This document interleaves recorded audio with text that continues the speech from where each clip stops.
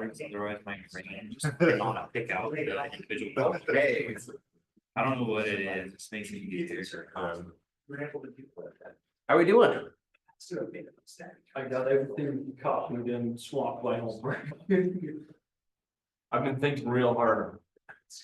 I'm in the process of churning the brain. Yes. It's just I'm trying to come up, like, I know I want healing to be weighted more than basically everything, because you don't. Like, there's no detriment to using it, as long as you heal more than one game. Yeah. So. It's hard to like, but it's hard to find it like a justification for a specific number. Yeah. Yeah. I'm especially trying to think about the distribution of, depending upon where you are in terms of your deck, how effective of a cost, discard. Yeah. And then draw It's is. a tough question. This is a tough assignment. And it's a tough assignment without one right answer. Which is always kind of a fun place to be, because it allows for some creativity as long as you can justify your by what we've done. I didn't want to announce, I apologize for those of you I gave heart attacks to this morning when I revealed the second, or I put in the second exam.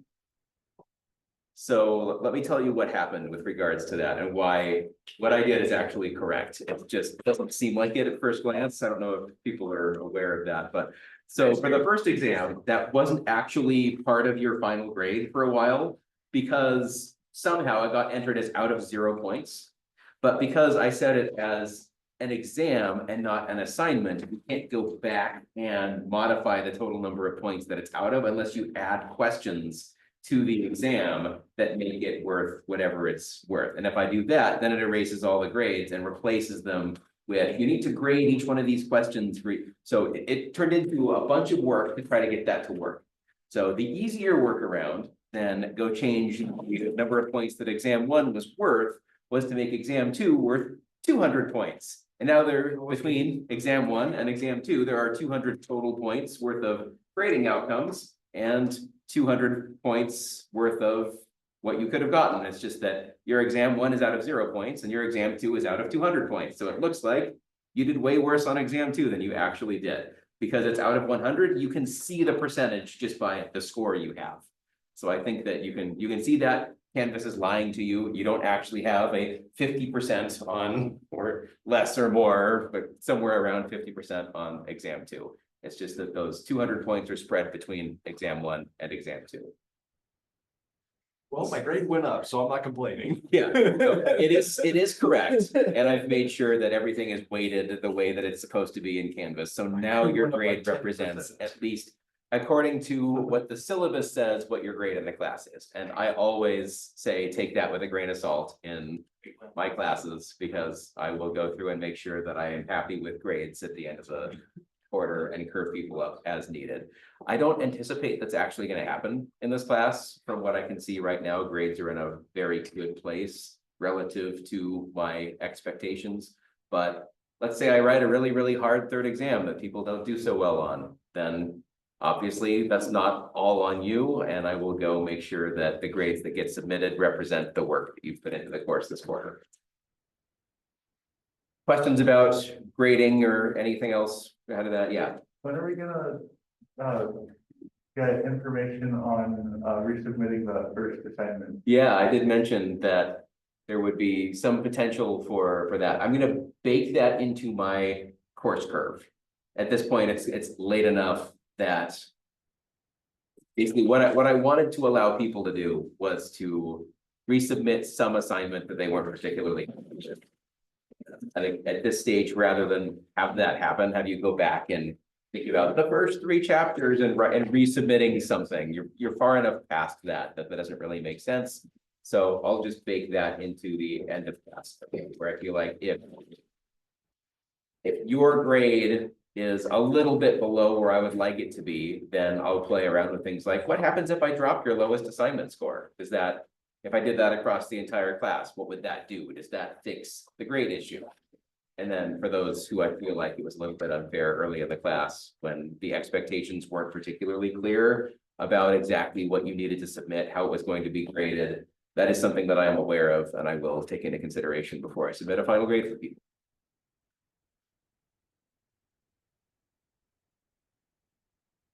Other questions?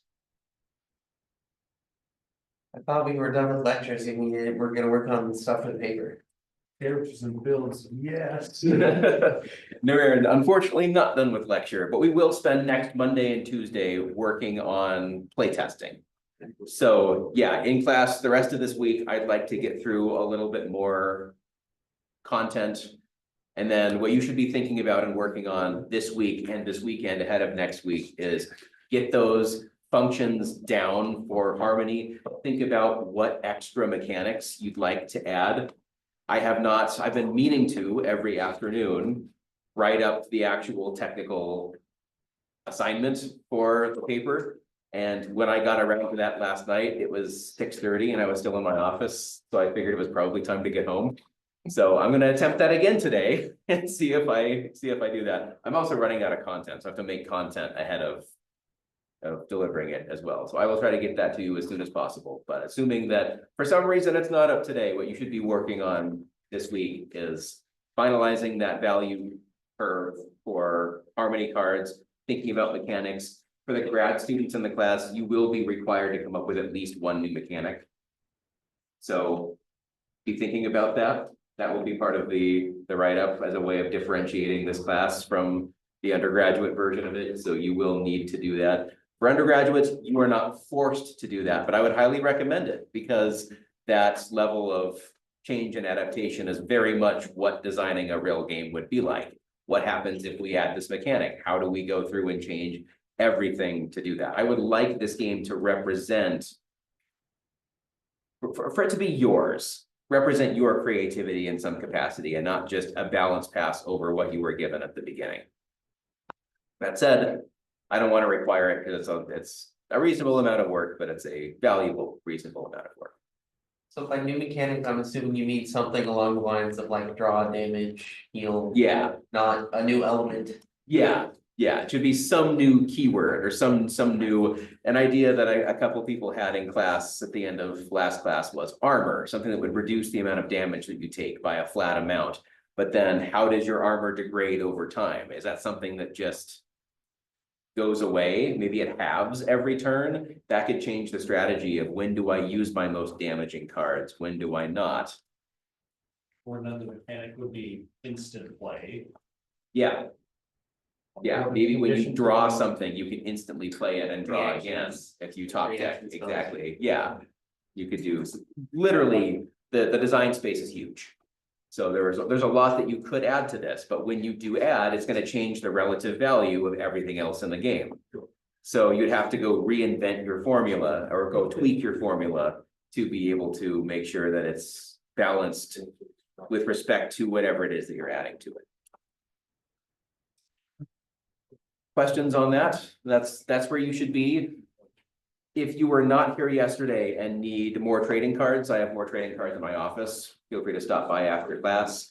But by next Monday, see if you can transcribe some of your final ideas. So come up with your design, your balance, and transcribe that into something that you can write out. And we'll spend Monday and Tuesday coming in and play testing that idea. So you'll find someone to play with, and then you'll play with some of your decks, some of their decks, and then you'll come up with feedback on, is this really balanced? What aspects are not balanced?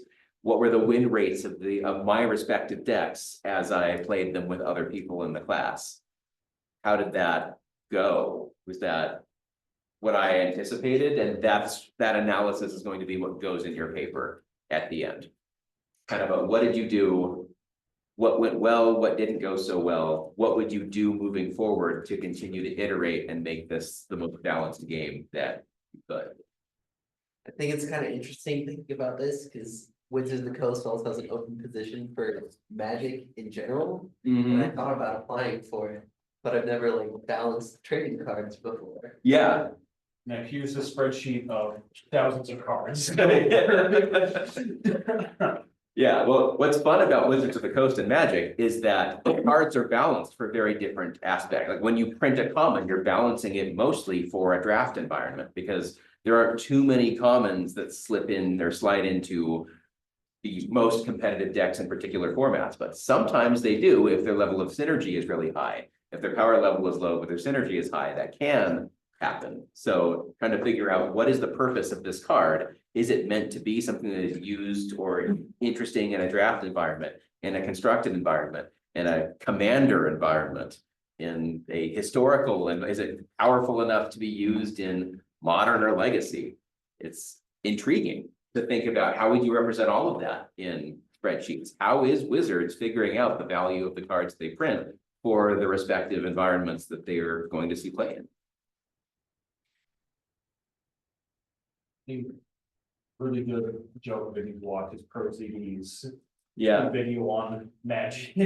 Also, all of you should apply for those positions because Absolutely. it would be awesome to have my own students working for Wizards of the Coast. You just That would want to be, look up. that would be a humble brag. Their opening position for Magic the Gathering Arena, if you've taken this class and you passed it, you totally fit the requirements for that job. Yeah. 'Cause Yeah, all they're asking for is familiar with C# and Unity experience, which. you Hello get in this there. class. Well, So- not bad. You have some experience balancing a card game. here's my games, here's all the source code. I wrote. Here's an entire spreadsheet of a card game. Yeah. I think that would be really, really cool. Also, Alright. here's all my other code repos, go look at it. Yeah, I can do more than just this, but I'm really interested in this. That would be cool. Also, when you do get those positions, please hook me up with magic cards. Thanks. I'll make sure you get some proxy. Yeah, there we go. Wink, wink, nudge, nudge for proxy.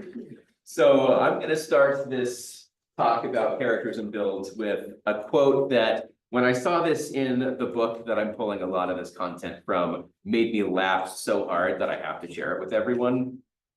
So here we go. Are we ready? Well, Ready in the lever means. I have a level 85 Dwarven Paladin, an 82 Shadow Priest, and I'm currently leveling a warrior through Northrend, although I spend most of my time tanking instances in the Dungeon Finder. I've held off on getting Mists of Pandaria because I got burned out on endgame progression after Wrath of the Lich King, and Cataclysm content is still new to me, plus monks seem redundant in an era of dual specialization and viable hybrid DPS. And while I know they're well established in the lore, Pandaren don't appeal to me, so I'm wrapping up a Tonka quest line in the Borean Tundra, trying to determine if I should go to Dragonblight or Grizzly Hills, and now you know how I feel when you won't shut up about sports. I feel like that is very usable to a lot of us in our in our daily lives. Just it's so socially acceptable to talk about sports, and it's not so socially acceptable to talk about your latest adventure in World of Warcraft. So this is useful. Never could get into World of Warcraft. Yeah, it's not the only time I will refer to it in this lifetime. It has one more point, and I do like making fun of World of Warcraft, despite how popular it is, despite how fun it is. There are certainly some outcomes from World of Warcraft that are worth talking about. pet balls. So we'll start by talking about designing character creation systems, because that's an important part of a lot of games. That's the first element that a lot of players have with a game. Once you see an introductory cutscene, you get your placing in the story. The first time that you get a chance to look at the game systems is through creating a character. And now you don't really know what a lot of the stats are going to do. How is it exactly going to affect the gameplay? If it's your first time playing a game, designing a character creation system that is accessible and allows for the customization for the final builds. There's a lot to balance there when you're designing something in terms of the clarity for your players, as well as for making sure they have the ability to start out playing the game in a way that's going to be intriguing to them. You don't want to make the character creation so one-dimensional that it feels like all characters start out as the same, because then what's the point of the character creation system? On the other hand, if you are saying, you have all of these options for customizing your character. There are hundreds of different stats that all affect each other and systems that you have not had any experience with, and a bunch of different ways you can overwhelm your player before they even start playing the game. So first point to note, old school games didn't really have too much character creation. You just took on a role and it was go. So thinking of what would a character creator for Pong look like? What would a character creator for Space Invaders look like? Pac-Man? None of these games had character creators. So when D&D evolved and tabletop RPGs started taking over the tabletop realm, game designers said, wow, look at all of this effort we can put into our character sheets when we start these tabletop role-playing games. Wouldn't it be cool if we had this level of customization in games as well? So the entire goal of this is just to immediately give the player some meaningful decisions that they can make. You don't want this to make or break their play experience. You shouldn't destroy your ability to play the game through the character creator, unless, of course, you do what I do and create horrible mutants and then spend the entire game laughing as other players treat them like not horribly looking, disgusting monstrosities. I've actually installed mods just to make more extreme character models for games so that I can show you pictures. It's pretty funny. Play Oblivion. It's the perfect engine for that. My best work is a mod in Saints Row 2. Truly disgusting looking. My best was DS3, and I made some really fun abominations. Yes. So what is character selection? We want to, one way we could do this is just to allow the player to choose. All right, here are a bunch of pre-made, pre-generated characters. Pick one of them. And that is simple from the player's perspective. They don't have a ton of decisions to make, except do I want the hulky looking warrior or the frail looking but powerful looking maid?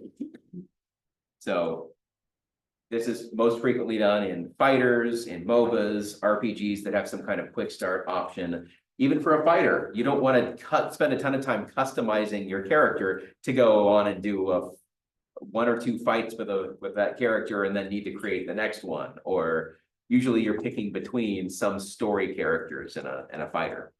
So that's the actual character selection screen. For attributes, there's a reasonable design of to what extent do we want to allow the player to customize their starting attributes?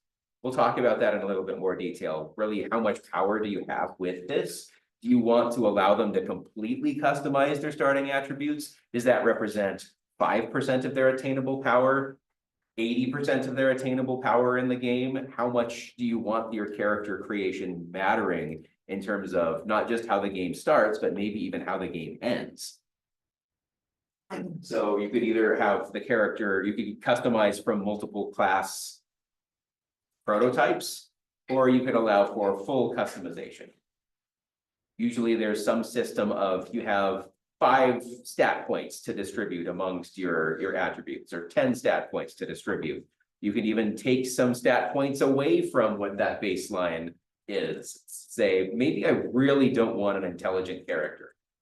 I'm fine with an intelligence of 1. I need assistance putting on my pants, but after that, I'm good.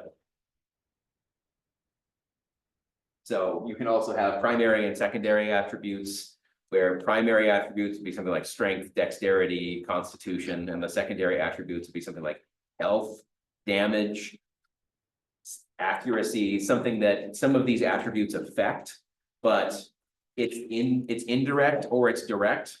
By adding to strength, you're adding to your carrying capacity and your melee damage and whatever else strength is going to utilize in this particular game, but you don't get to do something like directly put points in your carrying capacity.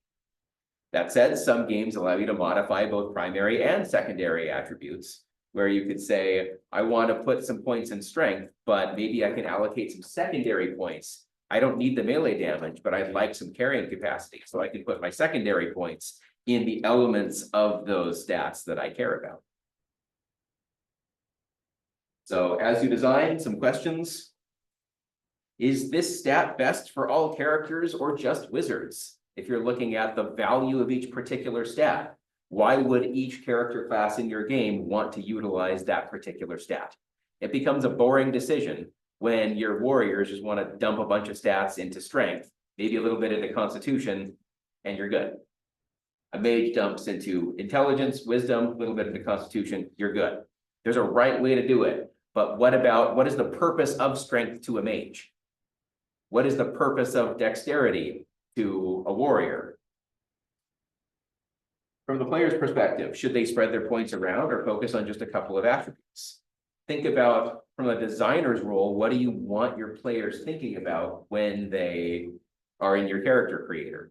You want them to think about, what is my class's identity? How do I make that class's identity work with those attributes? Or do you want to really give them a trade-off to make a strategic decision about how are each of those points going to be distributed? We have skills.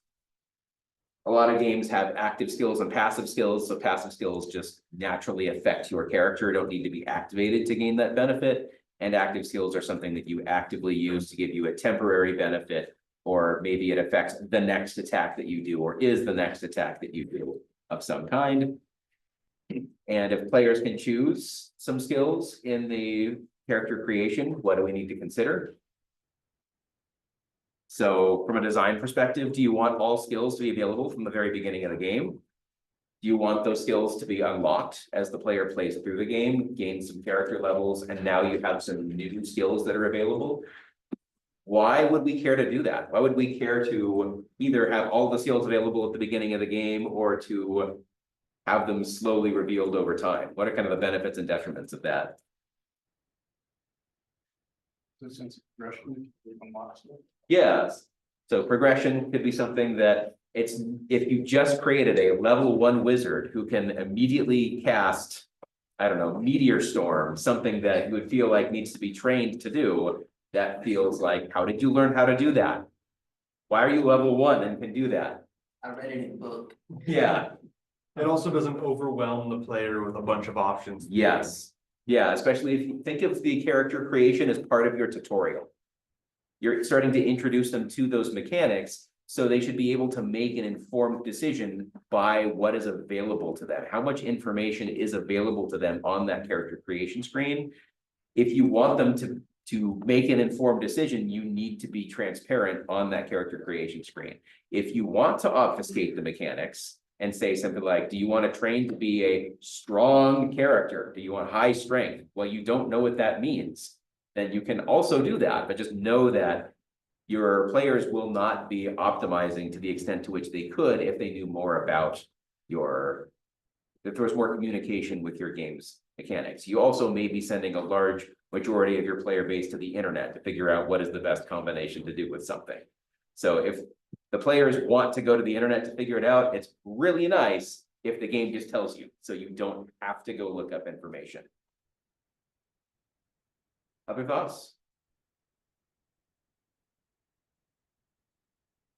That's basically everything I wanted to say. So overwhelming the player during character creation, streamlining the start of the game. If you can minimize the number of choices or the importance of the choices that happen at the beginning of the game, then once a player starts to learn and understand your systems, then they can start to apply that to making more interesting decisions later on in the game. Yeah. Hopefully your game has good replayability, and then their second time around, they'll understand that system way better. Right. Although you're going to lose a proportion of your player base who gets frustrated if the first character they create isn't good enough to finish the game, and they have to go back and start it all the way at the beginning. If it has high replayability, maybe you retain a reasonable chunk of those players. But it's still something that we're actually going to talk about here in terms of the viability of characters. So that's something that we have to really think about as designers as well.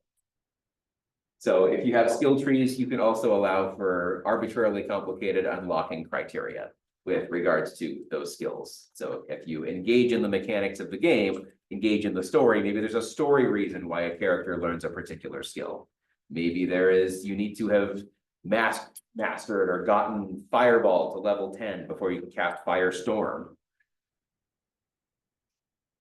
What equipment is available on the character creation screen? So is equipment customizable or selectable? Does everyone start with the same basic weapon? Or does every warrior start with the same basic weapon?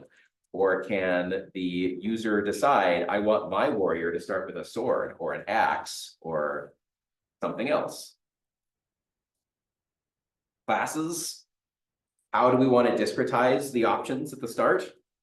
So to what extent do we want that character class selection to determine what is available to them in the game? It's also an important design decision. How locked in are they after finishing this character creation? So do they have different skill options depending on the class that they chose, or are all skills usable by all classes? Any limitations on stats? Maybe a warrior can't get their intelligence above 10. Maybe a wizard can't get their strength above 10. Are there any limitations on what different character classes can do? You can also figure out from your own design perspective, how much do you want to be pushing people who select a particular class into an archetype that class is supposed to represent? Can you go through the character creator with a mage, and then by the end of the game, you have a really strong, powerful, melee bonking mage? That's not what mages canonically are supposed to do, but is it an option? Is it a viable option in your game? Are you trying to limit the player to say, don't try to do that, it won't go well with the character that you've selected? Or do you say, hands off, you can do whatever you want, and as a designer, I'm going to try to make it possible for you to be able to do that and have fun with it? Different design criteria, but you have a viable game either way. Just make sure that the game communicates that so that the player isn't trying to create a buff melee mage and then gets disappointed when it really doesn't work. This is exactly what happened with me and my friends who were playing the demon version of CSCD. Mm-hmm. They were really like, oh, that's just a bunch of stats and we're gonna have fun, right? Yeah, yeah. The game's design determines how casual it is, or what proportion of possible builds are viable. That's what we're going to be getting into right now is, you make a character, what are the associated levels of viability? How do we communicate about that aspect of design? So we'll first start by just defining a build.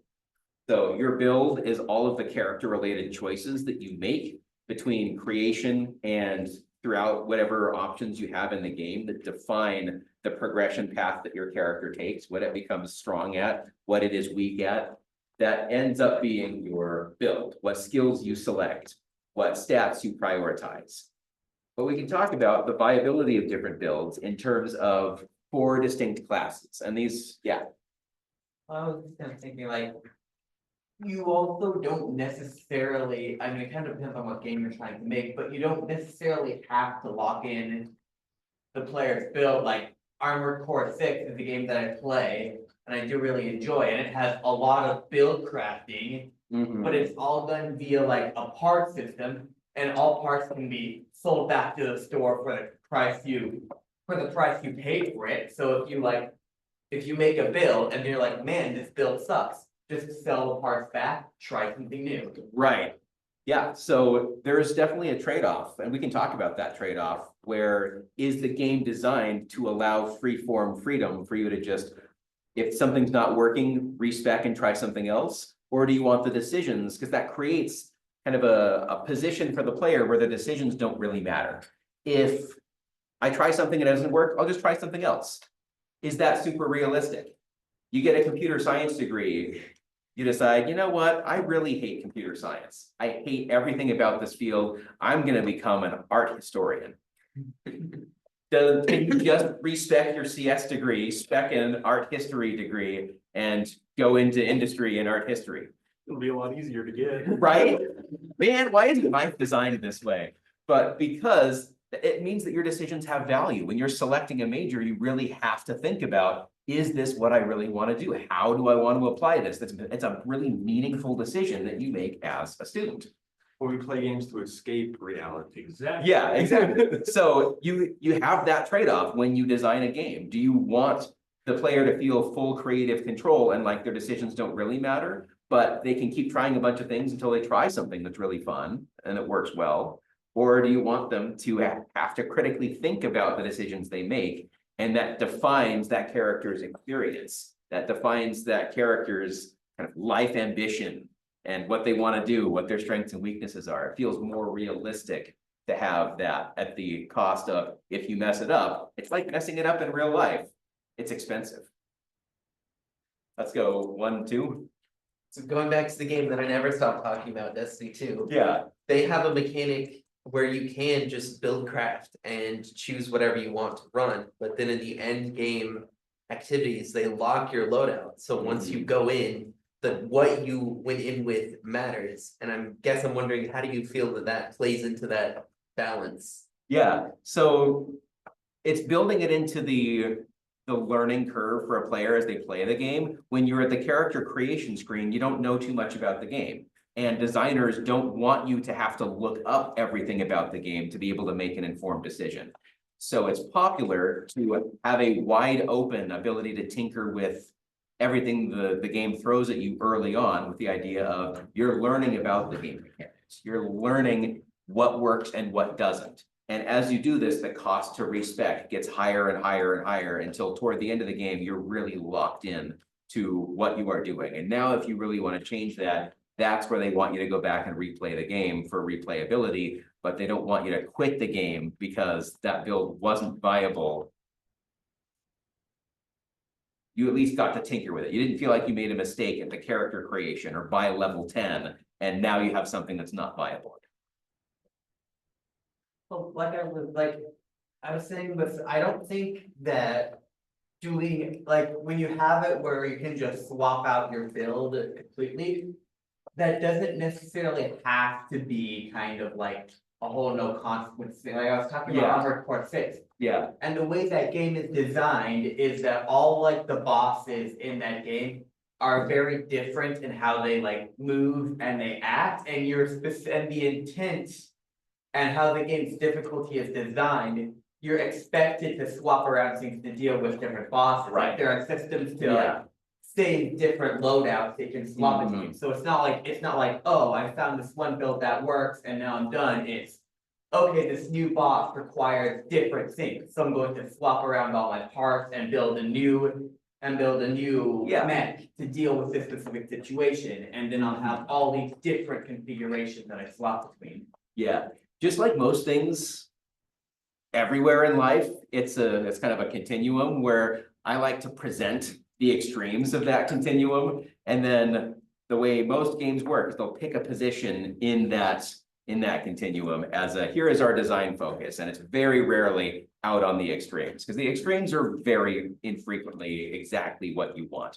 You pick a build, every decision is locked in. That's going to have some issues. You allow free form customizing at any point in the game, that's unlikely to be the most fun mechanic that you can possibly make. But there is somewhere in that continuum, you have to decide, is the design focus of this game?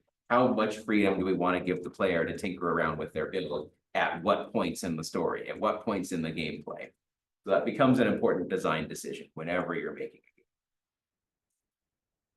So these levels of build viability are not industry standard. They're just presented here as one possible breakdown for build viability, but it's a continuum, just like everything else. So you could have an optimal or min-maxed build. This just means that it's the best mathematical performance that you can get given the game's mechanics, given the game's systems. So if you know all of the systems of the game, you can come up with a formula that represents the end performance of every input to a build that you could have. You do all of that work, you could reverse engineer it, you can come up with what is the optimal build for this particular game. People spend a lot of time trying to figure this out in any kind of competitive game. Below optimal is viable.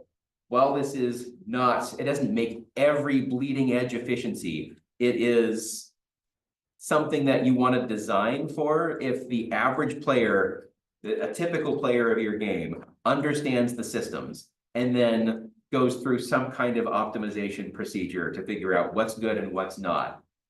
A viable build would be using their brain to put together the best that they can do. That is something that is viable.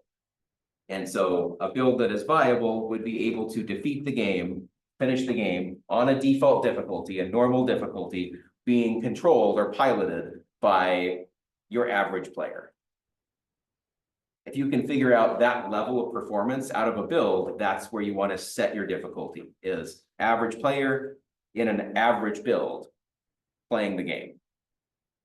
And the average build should be viable. Beneath viable, we have marginally viable. Marginally viable means that it's not impossible to beat the game, but now the average player might have some significant difficulty beating the game. And it would take someone who is skilled, who has experience playing this game or many other games in this genre to be able to beat the game. And this could be a nice challenge for someone who is skilled to say, can you beat the game with this suboptimal build? That is what some people choose to do. And beneath marginally viable, we have non-viable. So if a build is not viable, I don't care how good you are at the game, it's not going to be able to beat the game or do something that you want to be able to do with a successful build. It's just not able to do that, not because of the skill of the player, but because the way that this build, the decisions that were put together to make this build does not work with the difficulty scaling of the game. So questions you can ask as you're designing for hopefully most people, if they're not looking things up and not hyper optimizing, but at least being able to determine is something better than not, are they able to put together a viable build? A really important question is, what is the power level difference between an optimal build and a viable build?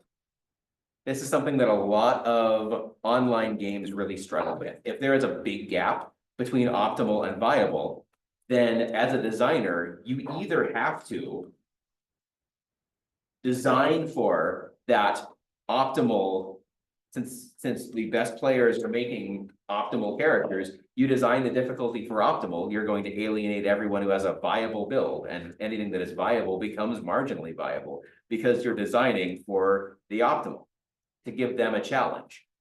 But if you design for viable, then it may be completely trivial for your optimal players. So how do you balance that? Usually the best design for that is to move them closer together. So that when you design for something in the middle where there's not a huge difference between something that is viable and something that is optimal. Otherwise, you start forcing your players to make optimal builds. And this is something I keep going back to Path of Exile, but this is a big flaw in Path of Exile's design, is the difference between a viable build and an optimal build is huge. So the entire community is finding and publishing optimal builds, and then everyone is trying to use those optimal builds, which means the designers now have to design for those optimal builds. So anyone who's now playing the game and not looking up a build guide suddenly finds that their character falls off toward the end of the game or in the end game, and you feel like, am I not smart enough to play this game? Why are there so many convoluted and complex mechanics that when I did the best that I could playing this game, I was not able to create something that works? And that leads to, if people are familiar with some of the reputation that Path of Exile has, it's an inaccessible game. I can put that right back to this exact difference between optimal builds and viable builds. If that were closer together, then they would be designing for that. What the designers see is they see the streamers who play their game, the people who have 18 hours a day to dedicate to playing their game. They're of course going to be more skilled and have found all of the ways to break the game. So they're going to be looking way more powerful than their newer players. And so there becomes a big disconnect there.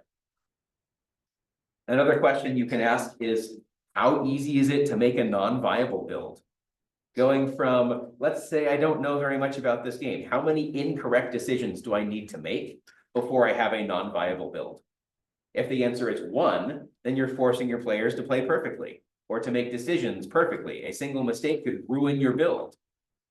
If it's 5 decisions to make a non-viable build, then maybe that's a little bit more okay, but that's an important question that you could ask. It's just, how far is it from viable to non-viable? How many mistakes do you need to make? So any player who gets to that non-viable position has to restart the game, which is incredibly frustrating. They either have to be able to respect their character and change those decisions or restart the game, I should say. That's hugely frustrating. Questions on levels of viability and questions about viability and how that can kind of affect the entirety of your game. Things we've learned in this class. There are a lot of things to think about when you design a game. It's really hard.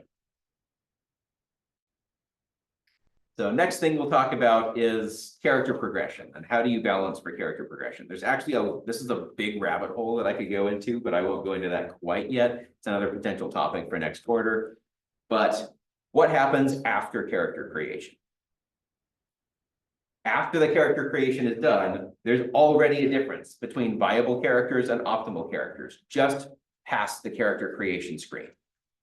So this is another point that you as a designer can latch onto, to be able to say, how important is the character creation process? What is the mathematical difference between an optimal build and a viable build and a non-viable build after character creation?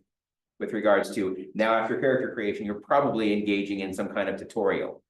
How difficult is the tutorial based on the decisions that you made in the character creation screen? So hopefully that is minimal. The goal is for that to be basically non-existent. The tutorial should be the same difficulty regardless of what options you pick. But the difference between viable and non-viable or optimal and viable are going to get bigger and bigger as the game progresses. You can balance your character creation by itself by just looking at performance in the tutorial.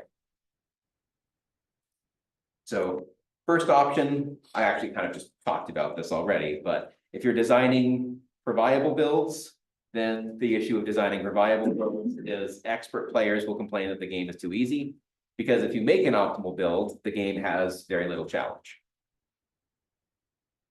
So maybe you're building up for some epic final boss and you want this to feel like a meaningful encounter. And anyone who has made an optimal build now has this story, you're supposed to be fighting the big bad or who's responsible for everything, and you just shred them.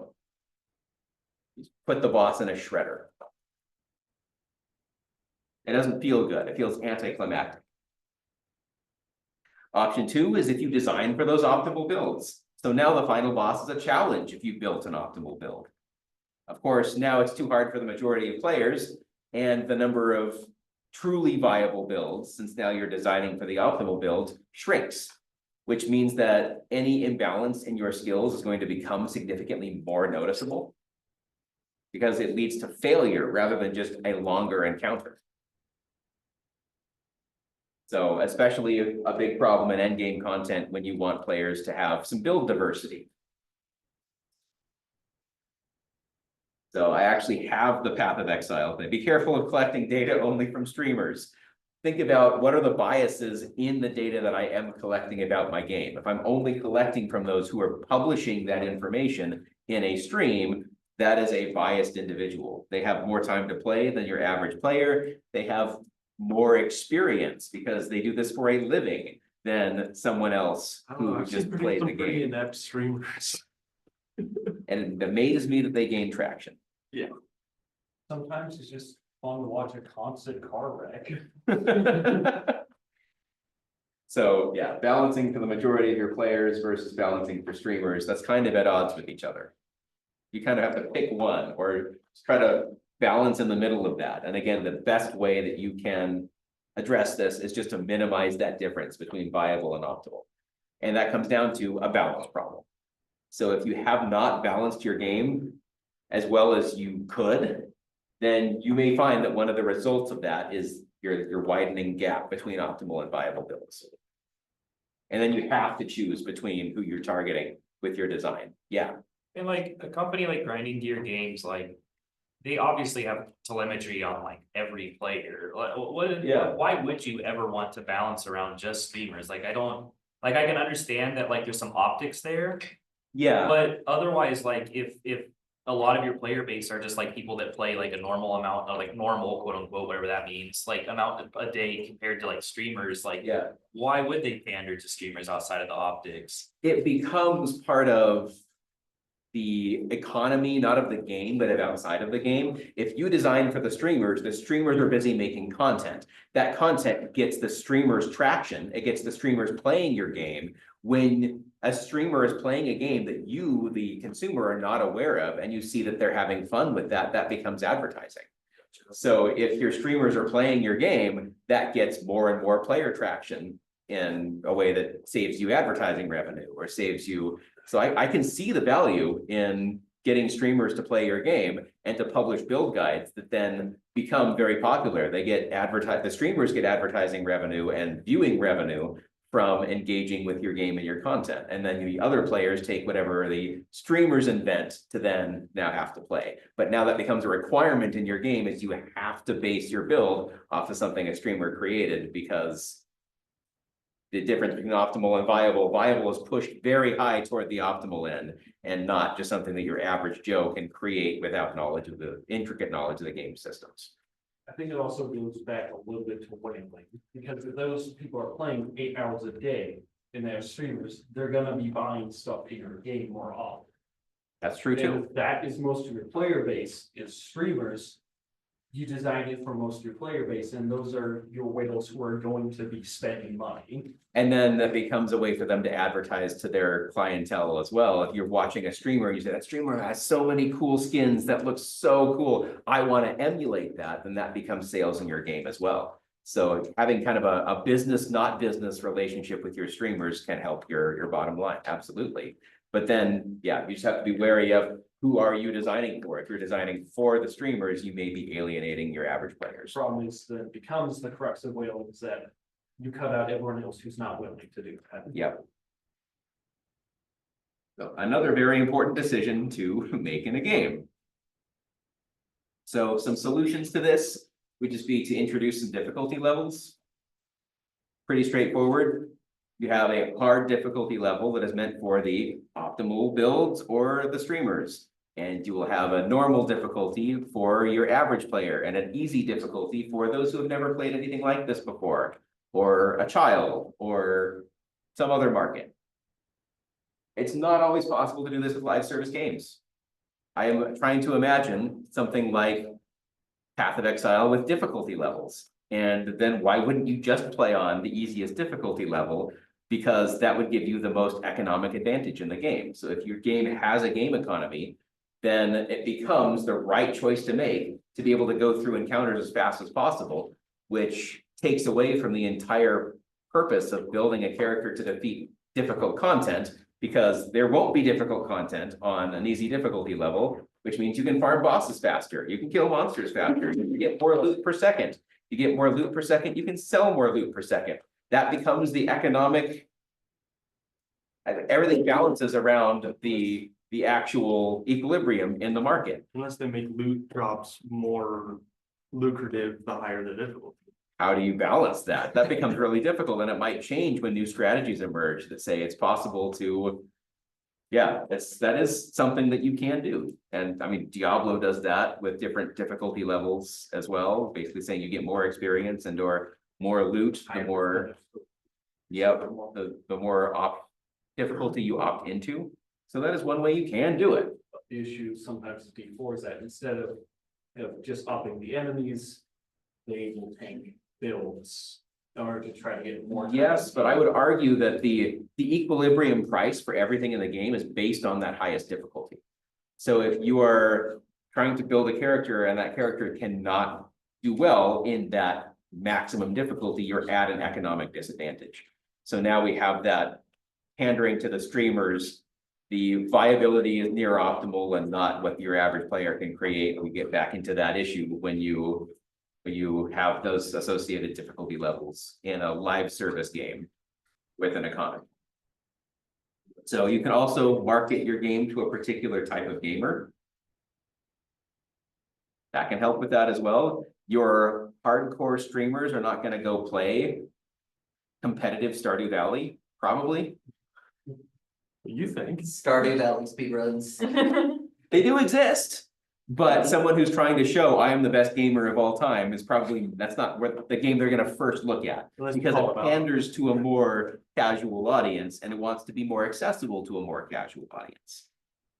So of course, balance to reduce the difference between viable and optimal builds. I like this as the absolute best solution. But it requires constant attention to your balance, because as soon as you make new content, then who knows? Now, maybe you've made some very optimal, new optimal builds that now shred all the content and you've widened that gap with just the new content.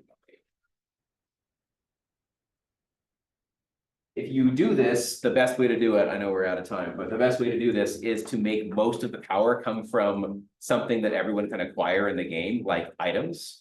And less from the decisions their character builds make that are separate character by character decisions. That way, if everyone has access to the same pool of items, then your build's power comes from that. And it's naturally balanced against each other and that people will be using the items that they have available. Of course, then it makes it seem like the decisions that their character builds make don't have any value. Because if all the power comes from the items, what decisions do you make at level up? Oh, it doesn't matter, I'm just gonna get my power from the items anyway. So there's that trade-off to consider. And it's just stat requirements, right? Then there's Yeah. synergies with certain items, that's synergy with classes that you have. You can use that, but if everyone uses as this class. Yes, it has this ability that works with it. Yeah. But then you have to balance the synergy to make sure it doesn't become the optimal synergy. Yeah. Too easily. Yeah. So we'll come back and talk about just how much work it is to balance Path of Exile's interactive systems, because I collected a little bit of data on the game. Just to get a sense of How little is a little bit? One or two is the question. It's two. How many is more? trouble, right? how many what? Spreadsheets you had for Path of Exile. Yes. Just one, but it takes, the entirety of all the columns that Excel lets me. Yeah. So we'll come back tomorrow and keep talking about this. By the way, Excel spreadsheets are big enough that you need to remove paper. Oh, yeah. So if you fill one up, that's Oh, yeah. a lot. I have two questions. Yes. One, two, about